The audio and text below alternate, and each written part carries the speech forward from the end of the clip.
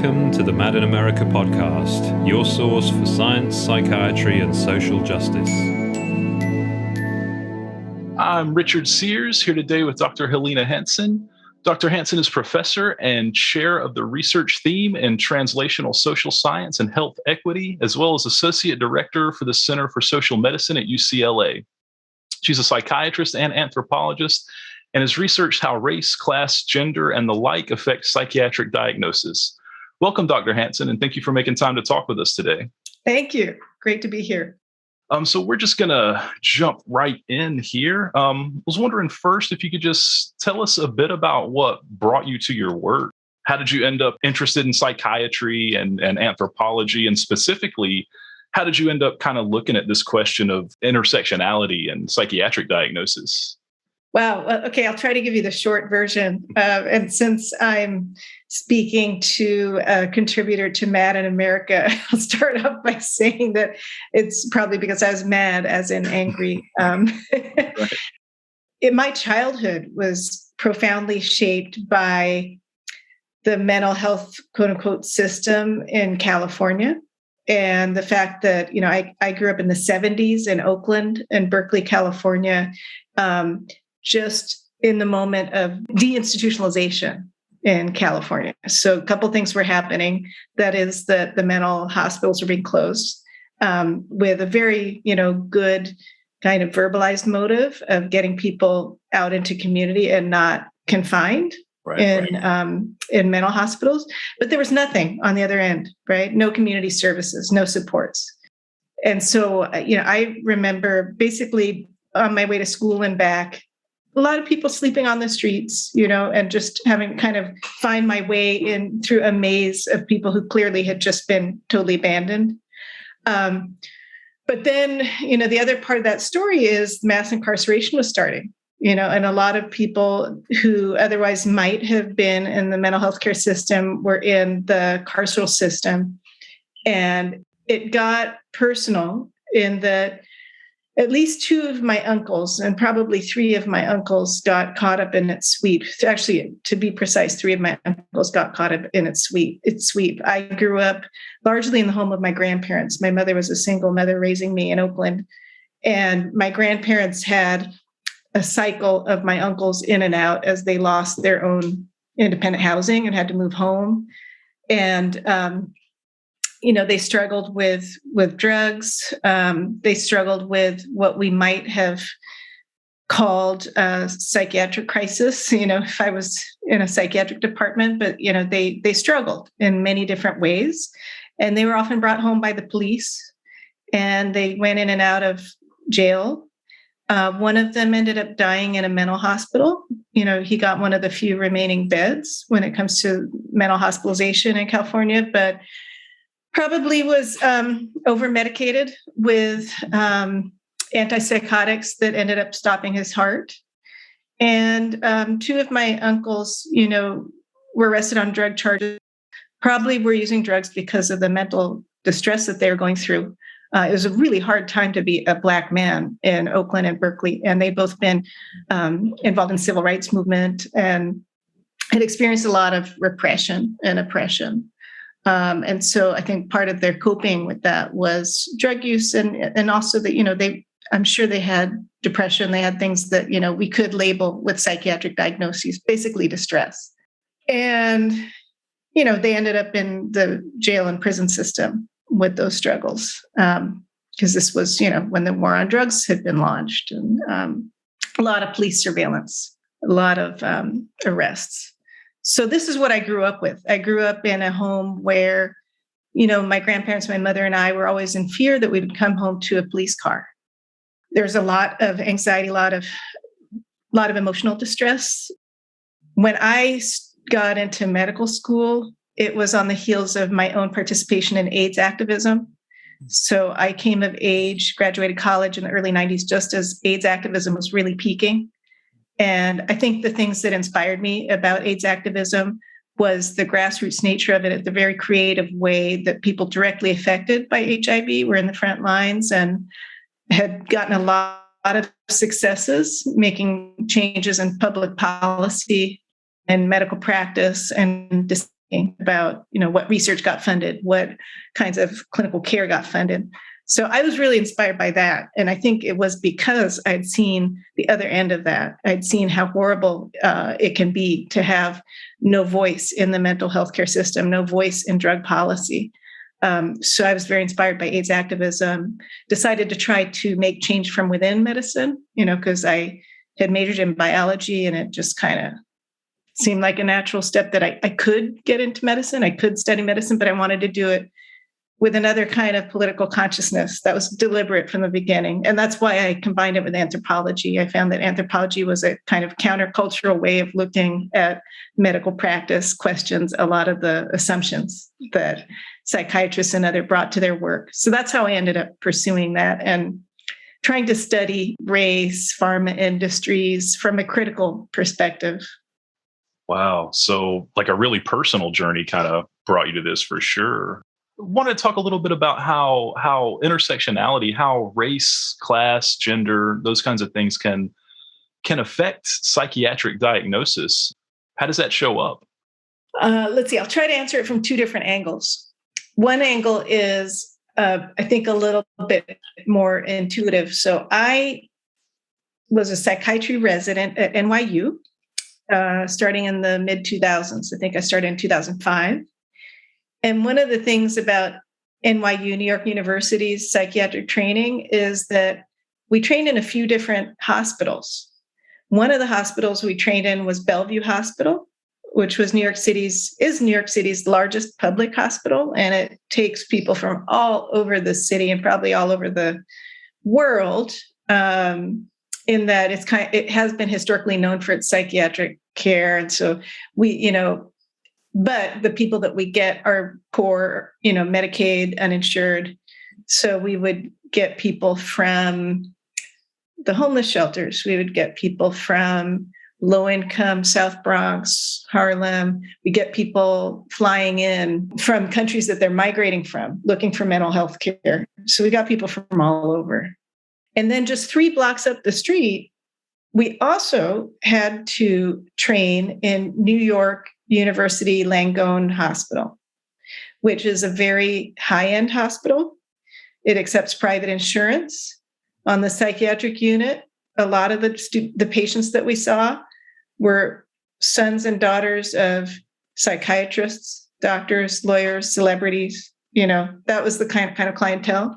And so what really struck me and a lot of my classmates in psychiatry training was the contrast between how we saw people treated at the exclusive New York University Hospital versus how we saw people treated at Bellevue. And we saw people who would come in with very similar symptoms, but get radically different diagnoses.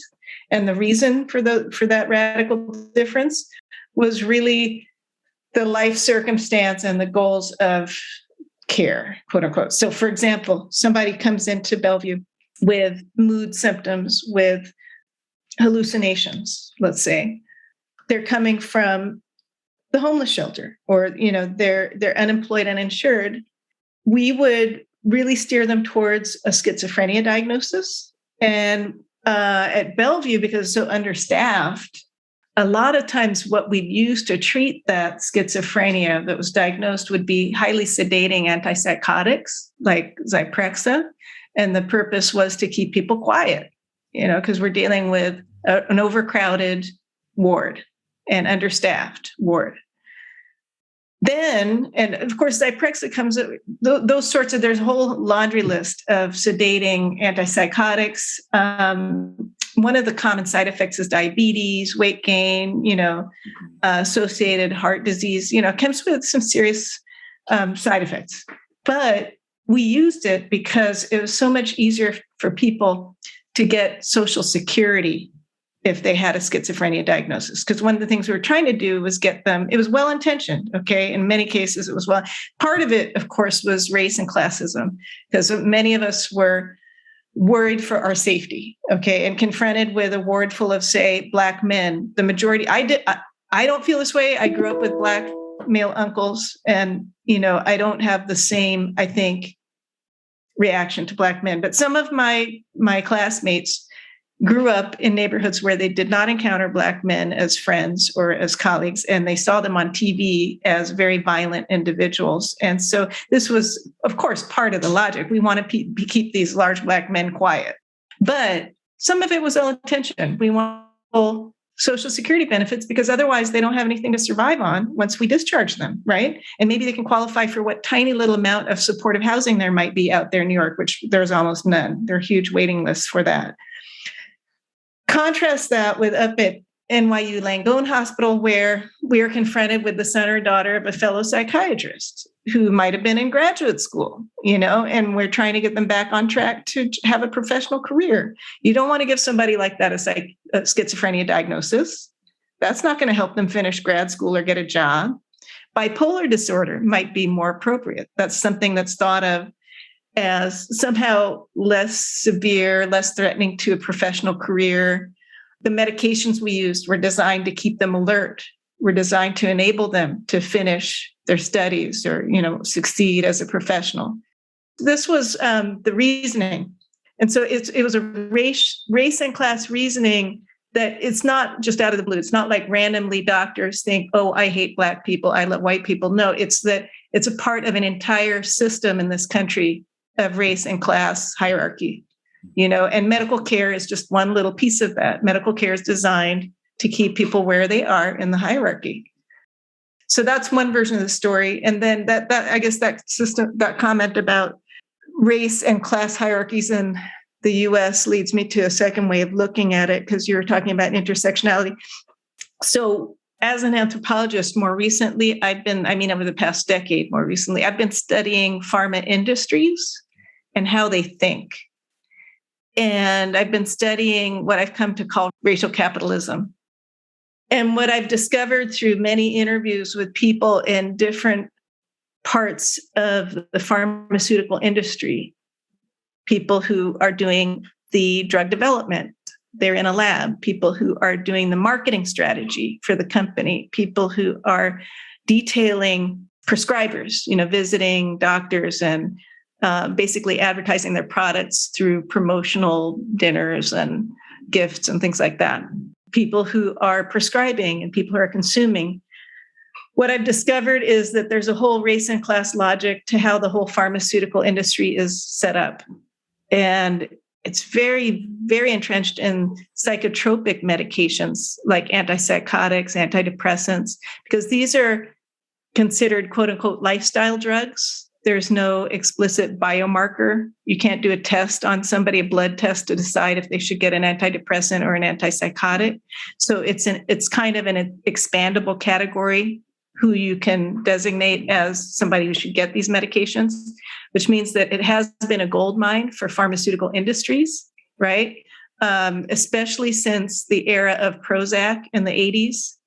Pharma industries have really focused a lot on psychotropic drugs as a category because they've been extremely lucrative. The more they've been able to define emotional distress as a biologically treatable brain disorder, the more money they've made.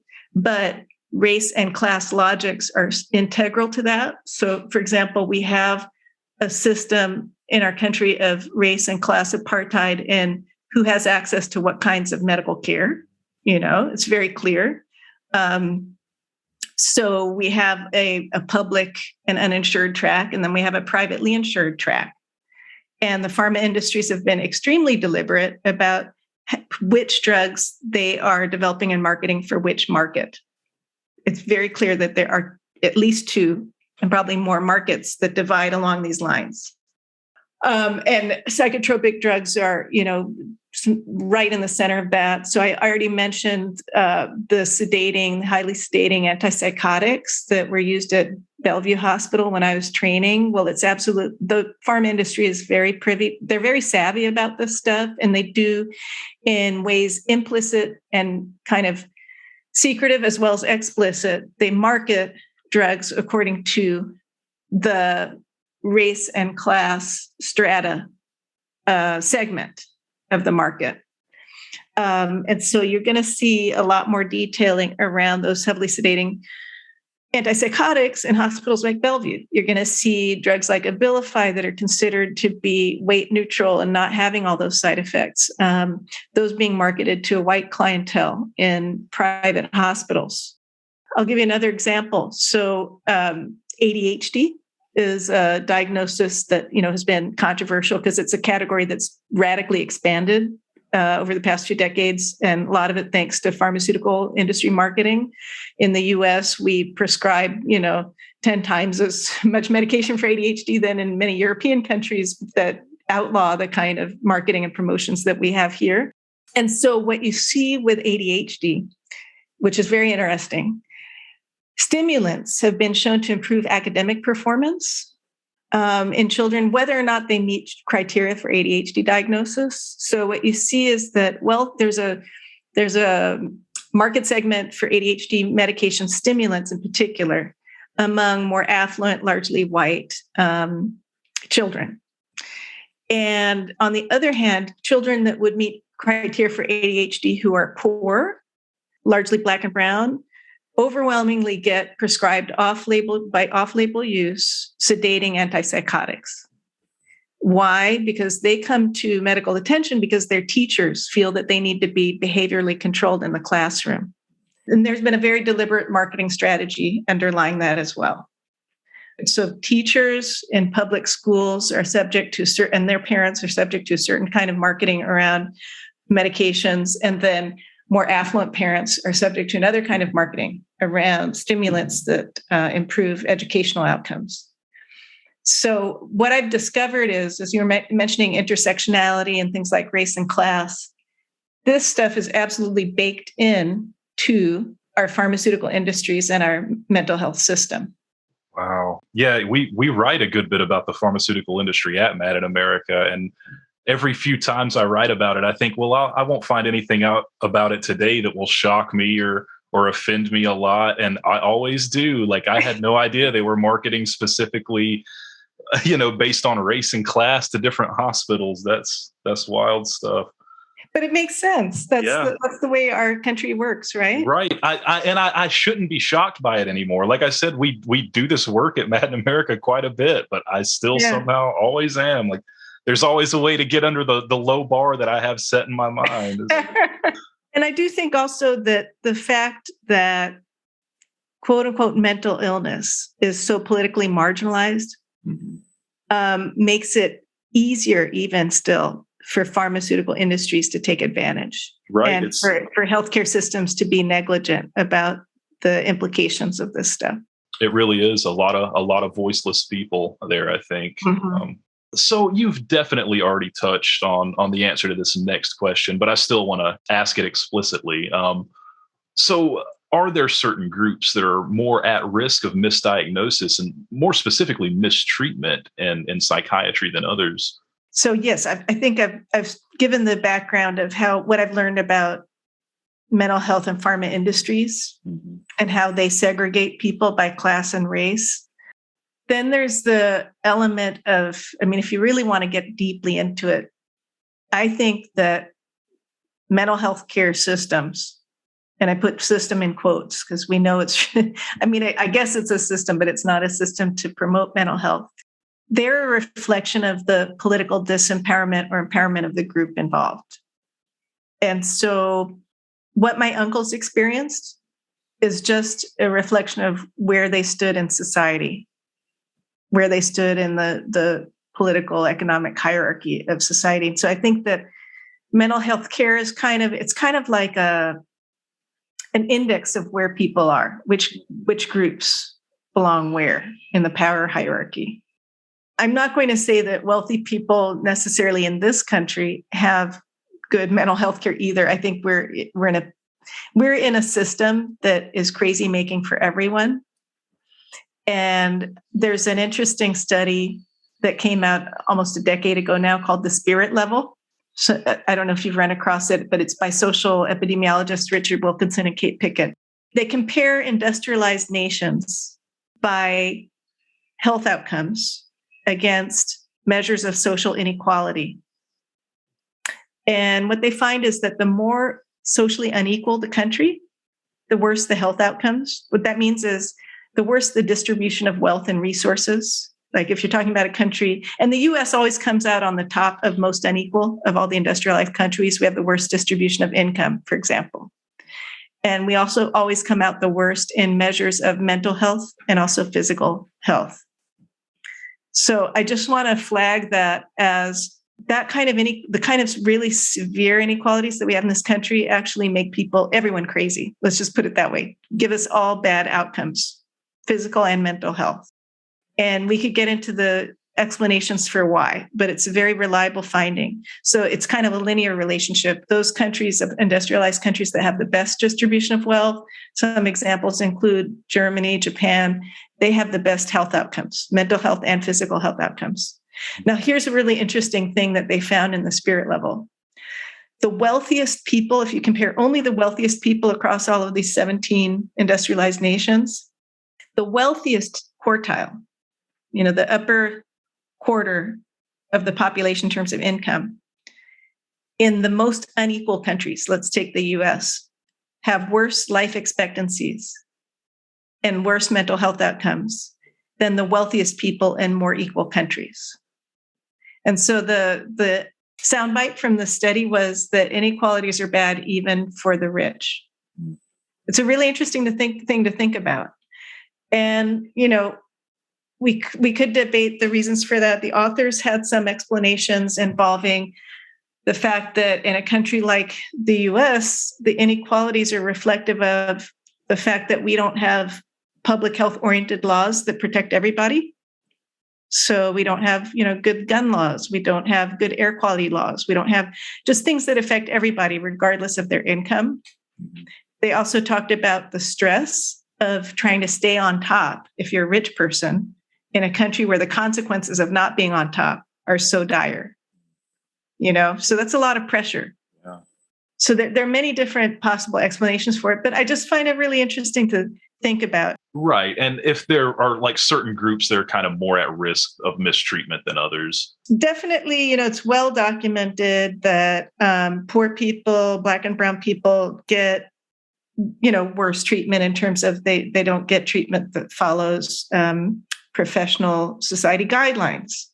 They get a lot more in the way of dangerous, over-sedating drugs and multiple drugs that interact with each other that reflect that the doctor hasn't taken any time to think through the regimen or the side effects.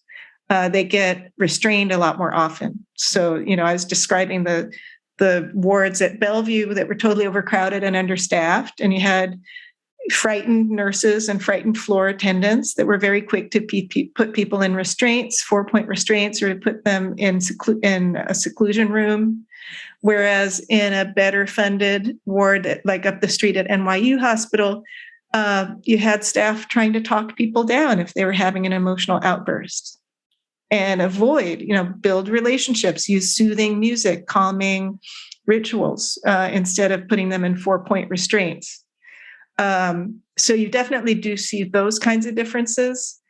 I think if anything these days, what you're seeing, it's a really tricky thing of both too much quote unquote care in the way of over medicating people and over restraining people and abandonment. Because what I saw at Bellevue these days, insurance companies will only pay for a few days of hospitalization. So what you get is people coming in serious crises, getting a bunch of strong antipsychotics on board to sedate them, getting into restraints, and then being released a few days later with no plans for housing support, no plans for social support, no plans for how can they get continuity of care. So you're seeing abandonment in that way too. And of course, I don't think the answer is necessarily more medications and more restraints. I think the answer is we have to look at what kinds of community supports do we have, right? Not to mention that we need more equal distribution of resources and the things that would, develop our communities economically. So I'm not advocating for more restraints or more polypharmacy. I'm just saying that we have really used mental illness, quote unquote, as a way of abandoning a large swath of people who are largely poor people. Now with rich people, I think they also don't get the best because we're trying to treat mental health problems among rich people in a pathological society. So, yeah, I think the answer is that we need a better society, right? Yeah, easy, right? Yes, but there are ways forward that, unfortunately, we keep getting distracted from. We keep getting distracted from the fact that, for example, with the outsourcing of jobs and things like that, what's happening is that the social fabric of our communities has unraveled. Lots of people unemployed and lots of kind of bedrock community organizations no longer really able because people don't have the money and they don't have the jobs that organize their daily lives and things like that. Just a lot of disorganization socially and people being very isolated. And there are a bunch of sociologists who documented that many signs of distress, including opioid overdose, drug overdose, which is my area of research, are directly linked to feelings of isolation, and disintegration of community fabric, community organizations, sources of social support. So instead of debating how we can get more medications to people, I think we need to debate how we can foster community development, economic and social. How can we support social connections and supportive communities? Yeah. So what are some ways that you can think of? Like really anybody, like you've mentioned some of the roles that practitioners play, sometimes like it has to do with like wanting to get somebody certain services like Social Security or something like that. And I'm wondering about like what can a practitioner do in that moment? Like what can an academic do? What can patient families do? In your view, what can we do to kind of move that forward a little bit? Well, I'm glad you asked, because one thing that I've been busy doing over the past almost decade with colleagues is building a movement that we call structural competency. I think many of us have been exposed to the idea of cultural competency, that one way we're going to try to address differences in health outcomes and health care by race, class, et cetera, we need to pay attention to people's culture, right? And that sounds good, but in practice, what it's meant in medicine anyway, and in psychiatry has been that we kind of blame the victim because we act as though the reason why the outcomes are so bad for poor people, for Black and brown people, is their beliefs and behaviors. And what we really need to look at is what we were just discussing in the way of, the economic decline, the accompanying social isolation and disintegration of community organizations and support. We need to be looking not at the level of an individual patient's beliefs and behaviors, but we need to look at what's available in the community. Who can we partner with in communities in the way of community organizations, mutual aid organizations, things like that? Who can we partner with to support our patients? I'm using the language of patients because I work in a psychiatry department, but I realized that there's a movement to not refer to people as patients either. What can we do to help people in their communities? What about institutions that are really relevant to people's health outcomes, but aren't really part of the healthcare system, like housing agencies, criminal legal systems, schools, park and rec? Can't we collaborate with them for health promoting initiatives? What about public policies? So there are lots of things actually that psychiatrists and other clinical practitioners can do to promote health in these areas. And they do involve a lot of collaboration, because in medical school and in clinical training, we don't necessarily learn how to do community organizing. But there's a lot that if we partner with community organizers, there's a lot of good that we can do. And I'm super inspired by the new generation of mental health practitioners, because I'm seeing residents and interns and trainees do things very differently. So I'll give you an example. A group of residents in New Haven at Yale that I've been working with, they have been partnering with urban farms.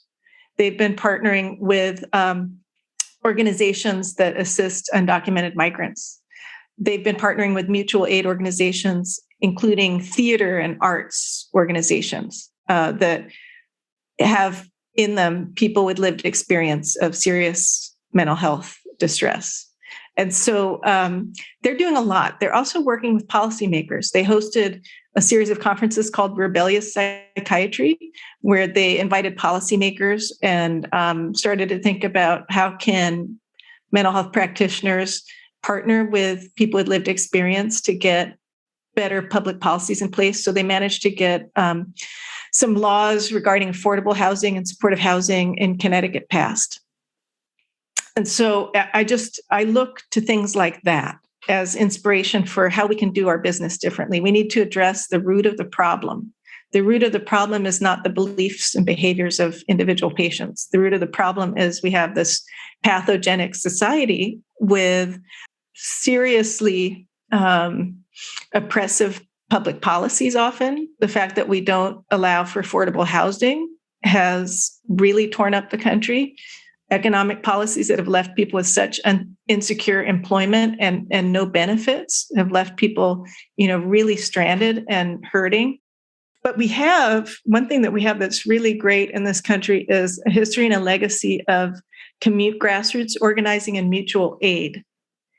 And again, I take my inspiration from the AIDS epidemic. AIDS activism achieved a whole lot. And I also see Mad in America embodies this, the spirit of people with lived experience, getting together and collaborating at times where it's strategic with practitioners, clinical practitioners or policymakers or, a range of housing agency directors.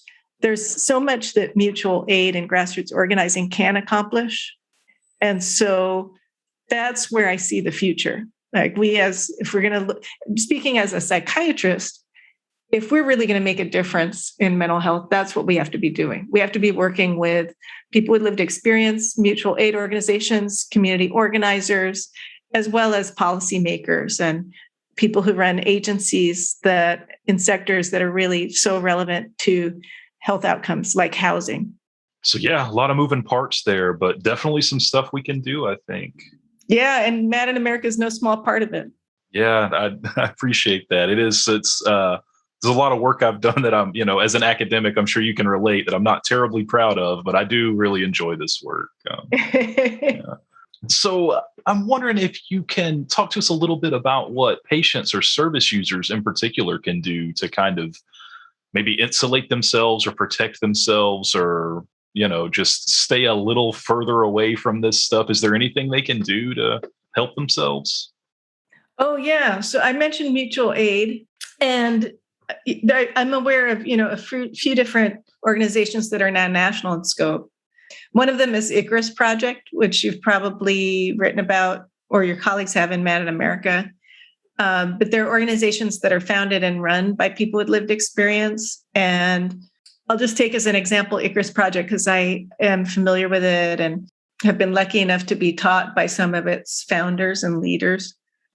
They have, for example, a guide to tapering off medications, which is something that psychiatrists are not trained in. And so literally I've seen people, from Icarus Project bring this guide into their psychiatrists and teach their psychiatrists how to taper them off of certain medications that are problematic for them.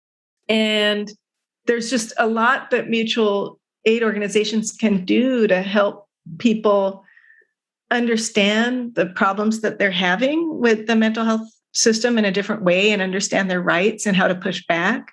I think that's terribly important. And there's so much what we in psychology is called self-stigma. I think that one of the huge problems with giving somebody a psychiatric diagnosis is that it's automatically because of all of the stereotypes and all the baggage of images of people with psychiatric diagnoses over the past century. It really weighs people down. Not only does it objectively make it harder for them to get jobs and to get housing and all of that, we know that, but it also, I think, makes it harder for people to feel good about themselves and to have faith in themselves and their own compass, their own internal compass. And so I think one thing that's great about mutual aid organizations is that when you're with other people who've been through that, you begin to understand yourself as not a flawed individual, but rather somebody who's felt the impact of an oppressive system that's larger than them. And I think that switch in mentality, where you're not seeing yourself as a flawed individual, you're seeing yourself as somebody who's been struggling upstream against some very negative systemic pressures. That makes all the difference in the world, because it puts you in the position to fight back, and to fight for your place at the table. So that's why I think mutual aid is so critical in all of this. And I really, I have colleagues that are threatened by that. I know psychiatrists who will say mutual aid organizations are anti-psychiatry. They're out to get me, and it's, they're run by people who are deluded, people who think they don't have a problem, and they don't realize they need help. I think that kind of defensiveness is a sign of the insecurity that we have in our field. And I think it's an unfortunate cop-out, because we know that psychiatry as a field is not having the positive impact that it should. We know there's something wrong with the way we practice. It's just not giving us the results.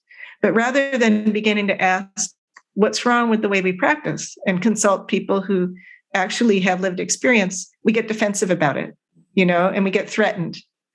Where if we could just be curious, and if we could just learn from people with lived experience, then we'd see that mutual aid is one of the most powerful things that can be given, and that people can seek out for themselves. And we'd be encouraging people to seek out mutual aid organizations. We've encouraged them to question their diagnoses and really think carefully about what kinds of treatment seem to benefit them and not. So I'm hoping more of my colleagues can do that they cannot be threatened and just be much more curious and supportive. So I wonder if you could talk to us a little bit about how morality affects diagnosis.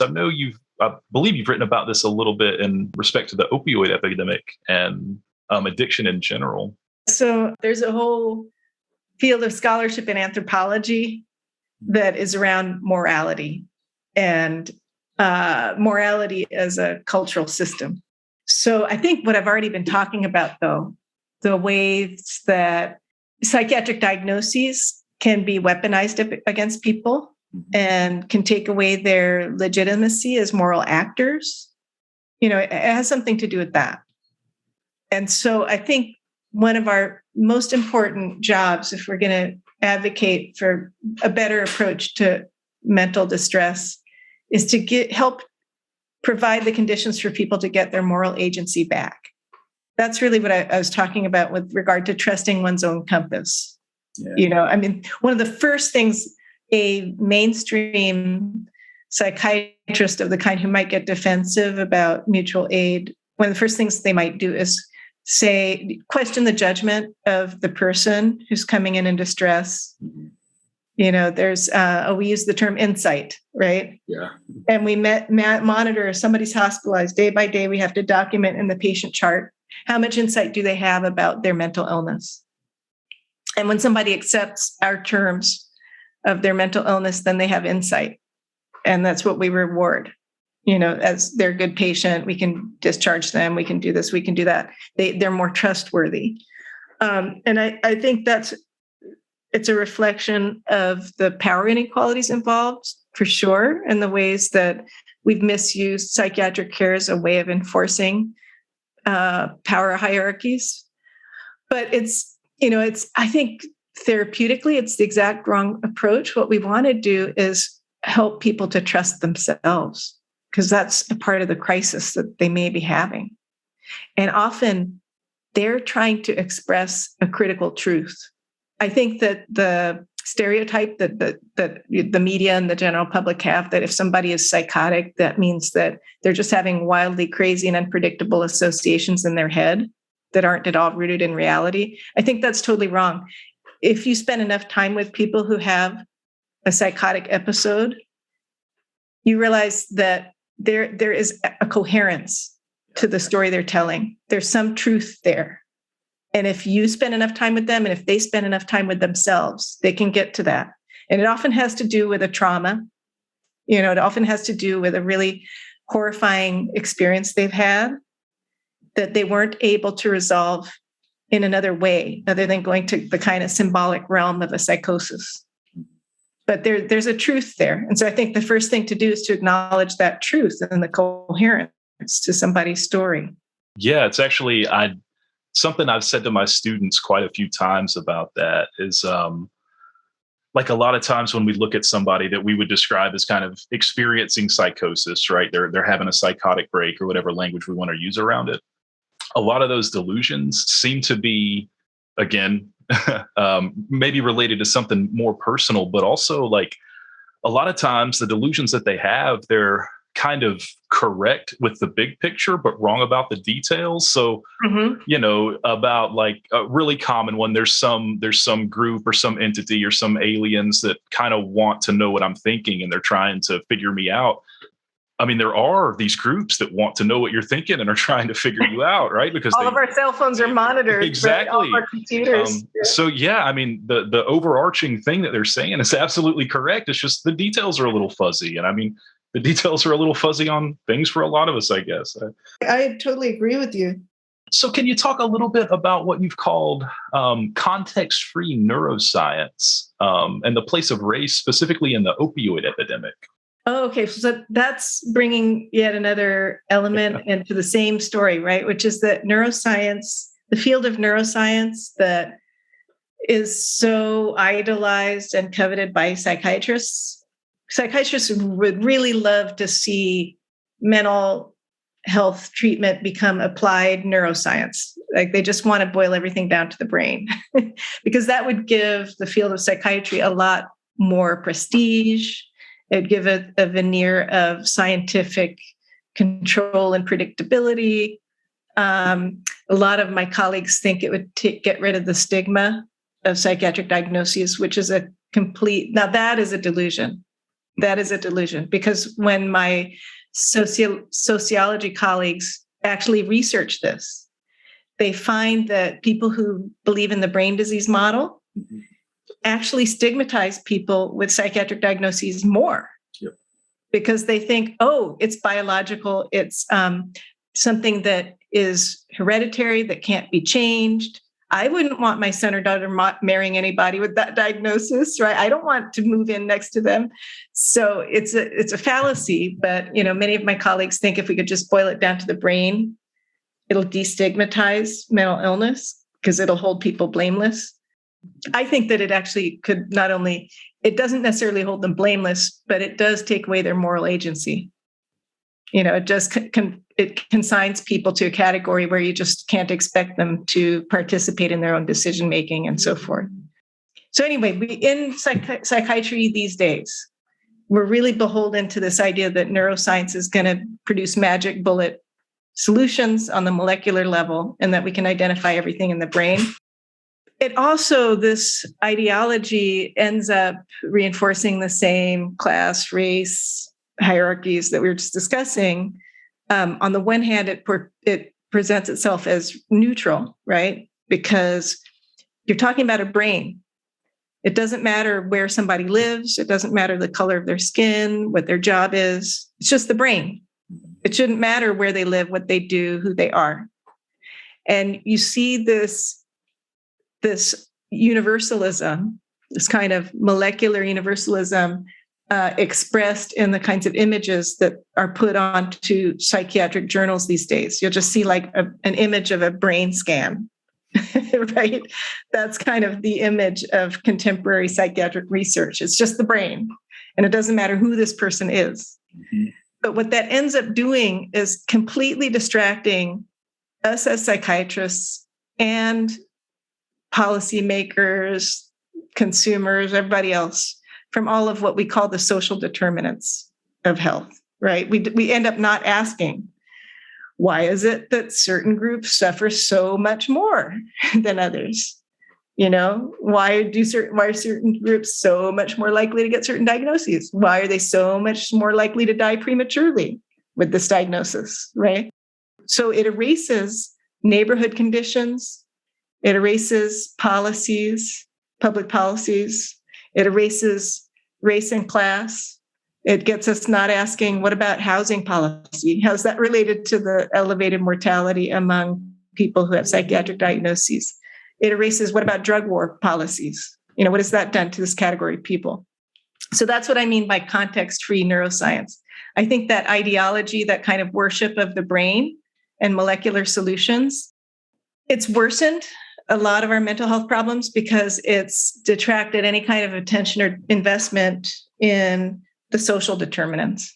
Right. So can you recall any significant pushback or criticism that you've kind of experienced from colleagues, from peers, bosses, people in the industry, just anything at all due to your, what I would describe as kind of a critical view of psychiatry? Is it ever tough being a psychiatrist with that critical view?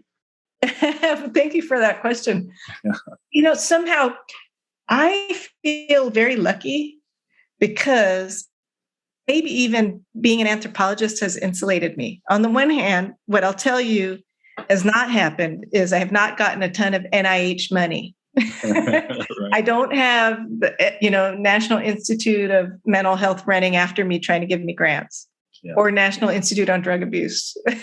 I've gotten a little bit of money from National Institute on Drug Abuse when I managed to disguise myself as somebody who could produce data supporting the benefits of buprenorphine, a medication for opioid dependence, right?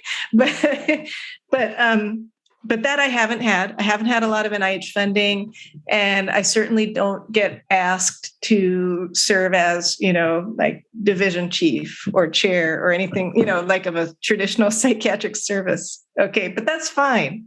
What I've had is the liberty, because I tell everyone I'm an anthropologist, psychiatrist. I'm insulated in a way. People have kind of given me the space to do something that consider to be very different.